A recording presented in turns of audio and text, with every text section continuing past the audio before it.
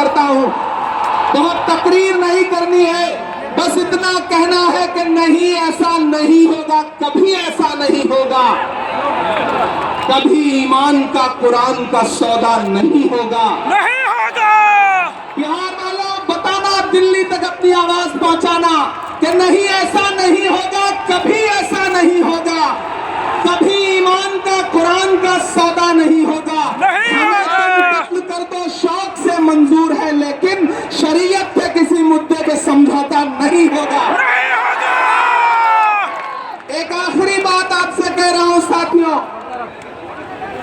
आप एक चीज जहन में बिठा के रखना कि अगर यह बिल लोकसभा में आया और इसकी हिमायत में अगर 250 से ज्यादा वोट पड़े, 288 वोट पड़े, तो इस बिल की मुखालफत में लोकसभा में 232 वोट पड़े।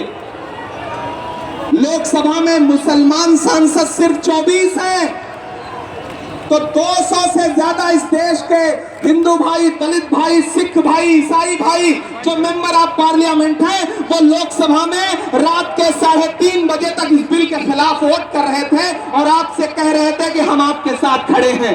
ये है इस मुल्क की गंगा जमुनी तहजीब।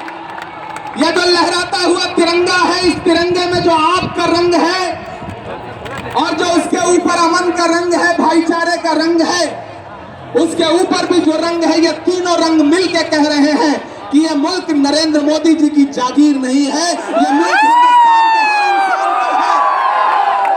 हर इंसान का है। और हम अपने आबाओ अजदाद की जमीनों को बचाने के लिए, खानकाहों को बचाने के लिए, इबादत गाहों को बचाने के लिए, कब्रिस्तानों को बचाने के लिए जो कुर्बानी जरूरी होगी वो कुर्बानी देंगे। हम सड़कों पर बैठेंगे। मैं सरकार से कहना चाहता हूं कि जमहूरियत अकड़ से नहीं चलती है जिल्ले इलाही, जमहूरियत इस किताब से चलती है।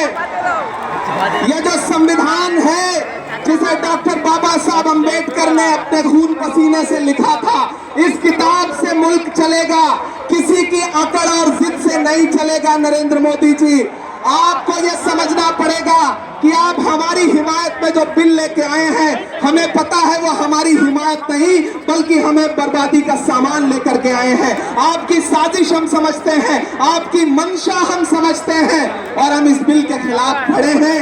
आज यहाँ पटना के ऐतिहासिक गांधी मैदान में बस इतना कह के जा रहा हूँ, वक्त बहुत कम है, बोलने वाले बहुत ज्यादा हैं, बस इतना कह के जा रहा हूँ कि हम आतिशे सोजा में भी हक बात कहेंगे, कुंदन की तरह दहर में ताबिंदा रहेंगे।